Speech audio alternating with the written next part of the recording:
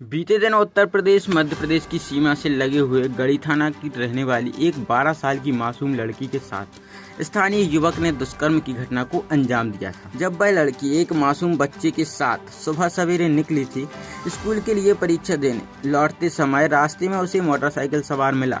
उस मोटरसाइकिल में 2 लोग सवार थे। उन्होंने बच्ची से पूछा, किस गांव जाना है, चलो तुमको छोड़ देता हूं। बच्ची उनके साथ मोटरसाइकिल में बैठ गई। थोड़ी दूर जाने पर चंद्रपुर चौराहे के पास एक युवक मोटरसाइकिल से उतर गया। दूसरा युवक लड़की को लेकर आगे की ओर बढ़ गया और सुनसान जगह ले जाकर उसने लड़की के साथ दुष्कर्म की वारदात को अंजाम दिया और मौके से भाग गया। आसपास के लोगों ने लड़की को सड़क पर भटकते देखा। कुछ लोग लड़की को पहचानते थे। तत्काल ही घटना की जानकारी परिजनों को दी गई। परिजन लड़की को लेकर पुलिस के पास गया। पुलिस ने परिजनों की शिकायत पर तत्काल मामला दर्ज किया। शनिवार को सुबह पुलिस लड़की को रीवा लेकर आई मेडिकल के लिए। वहीं दूसरी ओर इलाके के लोगों ने युवक का पता लगाया, उसको पकड़कर पुलिस के हवाले कर दिया। इस बात की जानकारी जैसे ही इलाके में फैली, तमाम लोग चौकी में पहुंच गए, युवक को सौंपने की मांग करने लगे। इस दौरान स्कूल की बच्चियां भी चौकी पर पहुंच गईं और धरने पर बैठ गईं। गुस्साई भीड़ ने मौके पर एसपी कलेक्टर को बुलाने की मांग की। ये कल बच्ची अपने स्कूल से लौट रही थी और उसके साथ एक अन्य बच्चा जो उसी पड़ोस का था वो भी साथ में जा रहा था और रास्ते में इसको ये एक जो आरोपी है ये मिला था और इसने ये कहा था कि मैं तुम्हारे गांव का ही मेरी ससुराल है, चलो तुम्हें छोड़ देता हूँ। और उसको फिर बिना उसकी मर्जी के ले जाके और फिर एक सुनसान एरिया में उसके साथ गलत काम किया था, जिसकी रिपोर्ट कल देर रात थाने पे परिजनों ने लिखाई थी 11-12 बजे और जिसके आधार पे इसमें हमने 376 पॉक्सो एक्ट 363 के मामला इसमें दर्ज किया है और बच्ची का इलाज के लिए यहाँ पे हमने हॉस्पिटल में और यहाँ से फिर मेडिकल कॉलेज में उसका इलाज चल रहा है।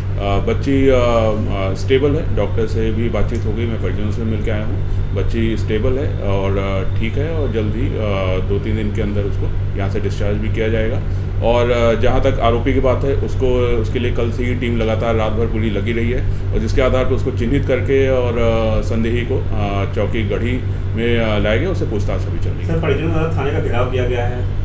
परिजन का कुछ गांव वासियों और जो साथ के हैं उन लोग के द्वारा उस चौकी में जहाँ पे जो संदेही को लाया गया था वहाँ का उन्होंने घेराव किया है और उनका 2-3 मांगे थी, जिसके बारे में हमने बताया कि सारी चीज़ें अवैधानिक है। उनका कहना था कि आरोपी को उनको सुपुर्द कर दिया जाए, जिसके बारे में उनको समझाई दी गई कि इस प्रकार से ये संविधान के विपरीत है।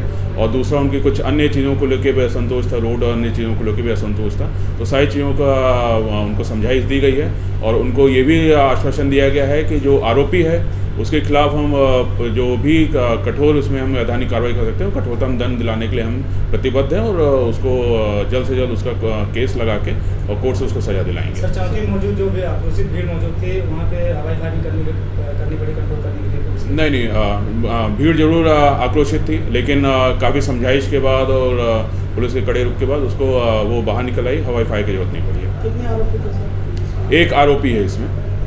लड़की के जी, बच्ची के साथ? बच्ची 11 से 12 साल की है। सर, आरोपी कहाँ बच्चे जो साथ में था उसका क्या हुआ सर? क्या चीज़?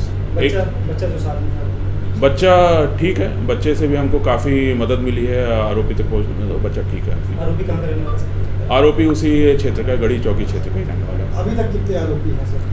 जो मुख्य आरोपी ये है जिसका नाम अंजनी केवट है, संदेही है, और इसके साथ, लेकिन इस घटनाक्रम में नहीं, लेकिन जब बच्ची को उन्होंने बैठाया था तो उसके साथ एक अन्य व्यक्ति है जिसके बारे में पूछताछ अभी चल रही है।